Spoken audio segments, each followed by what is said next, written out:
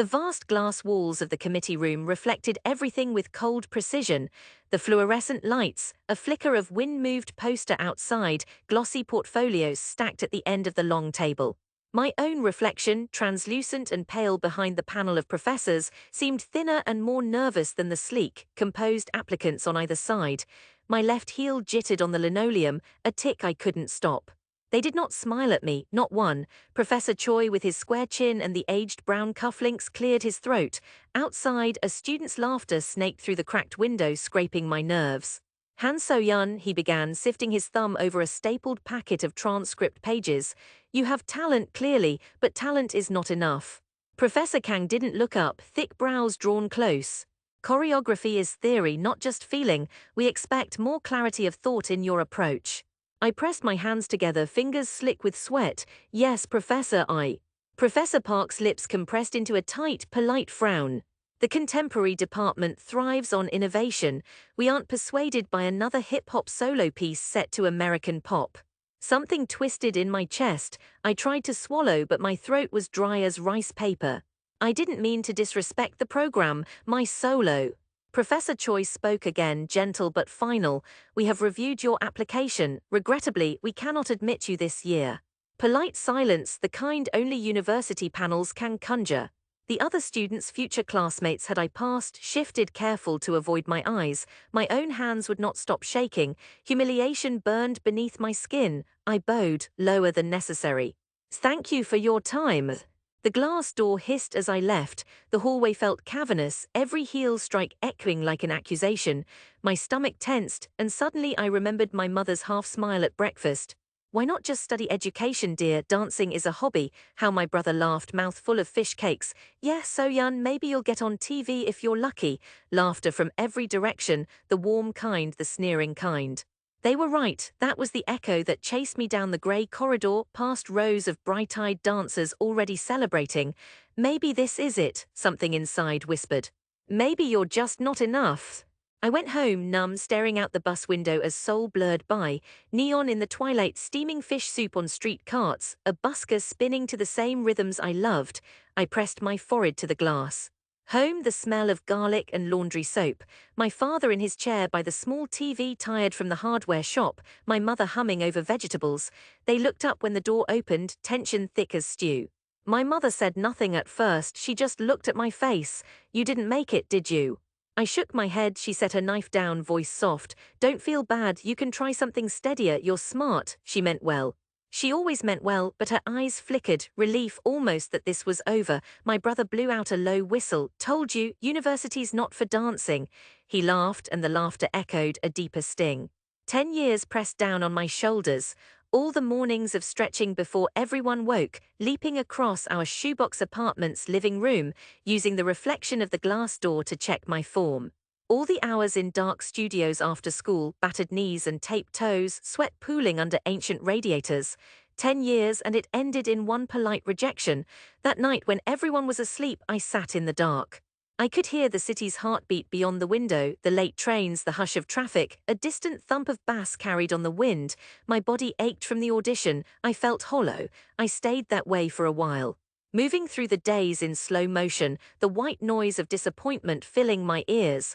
My mother circled teaching job ads in red pen, sliding them to my side of the table at breakfast, but dance didn't leave me. It itched beneath my skin. Sometimes, folding laundry, I caught myself counting measures. Sometimes, in the crowd at the intersection, I imagined shifting bodies into choreography, the shuffle, the sway, the rhythm in the city's pulse. I started sneaking out late at night, to a practice room that an old teacher let me use after hours. I would clean the floor, replace threadbare mats in exchange for a key. There, in the mirrorlit studio, I was whole. Just sweat and music, sometimes my phone's tiny speaker, sometimes nothing but my heartbeat. I danced out my humiliation, turned it into heat and motion. By day I worked, first at a bakery, then at a department store, later teaching beginner ballet to 6-year-olds who wiped their noses on my tights. Seoul was unkind to those who did not conform, but I survived it. I made videos. Terrible ones at first, shaky phone cameras, muffled music, cheap editing. Sometimes, late at night, a few strangers on the internet left comments. Cool moves or teach me that step. There was a burning comfort in those tiny signals. My mother hated the videos. People will laugh, she said. Be careful what you share. My relatives at Chuseok dinners joked about my little hobby. My brother rolled his eyes whenever someone asked where I worked. Another year passed, then another. I auditioned for every small project in the city, music videos, TV competitions, backup dance for third-rate K-pop trainees, grimy club shows that paid in cash and free soju. I failed more often than not. Sometimes I was chosen just a blur of limbs in the back of a shot. Each time people shrugged, you still dancing, still chasing that dream. Sometimes I wanted to quit. The world seemed built to grind down those who dared ask for more. But every time I stood in front of a mirror, empty studio, harried subway reflection, glass doors on neon-lit evenings, I could not help but move. I could not let go. I stayed patient. I sent applications everywhere, Germany, Canada, even an odd request for a dance group in Qatar. Most never replied. A few said, "We like your passion," but my skin grew thicker like calluses on my heels.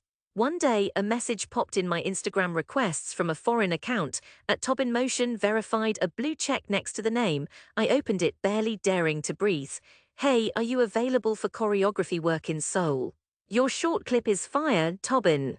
I stared at my screen for an hour. Tobin, an indie pop artist with a global touring schedule, famous for contemporary moves that trended everywhere. This couldn't be real. I replied, nearly dropping my phone in the sink, "Yes, please let me know more."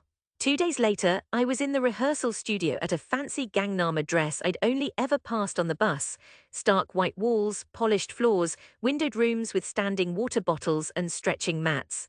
Tobin himself came in, loose curls, tired eyes, speaking in English so rapid my mouth dried up. "You're so young, great, loved that improv piece you posted." He didn't care what school I'd flunked out of, didn't even mention a CV.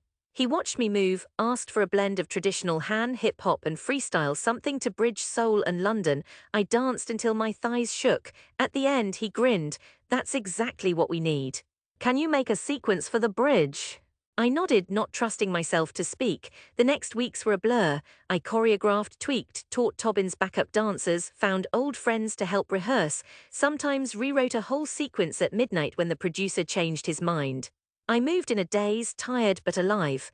Tobin mentioned he'd be performing at some global music festival in Seoul, big enough that the mayor might come, that live television crews would snake through green rooms. He wanted the Seoul set to be the heart of it, the dancers, my choreography. The night before the show, I lay on the thin mattress in my apartment, staring at the ceiling, heart pounding so loud I thought it would show through my chest. I curled my toes tight, remembering the committee room years before, the way they'd looked at me.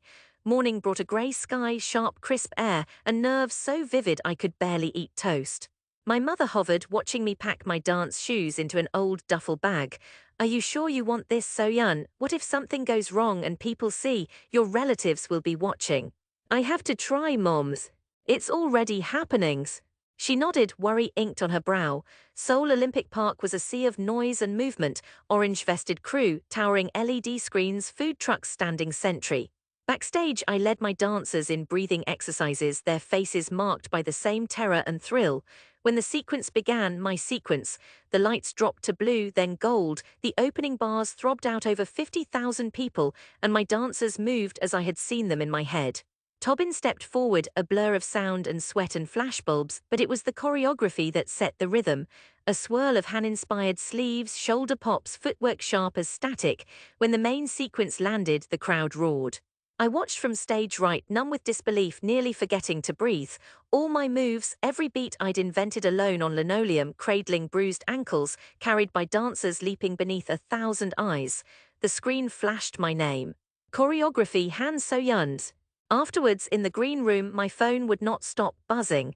Messages from friends, old teachers, even university classmates who had ghosted me after the audition.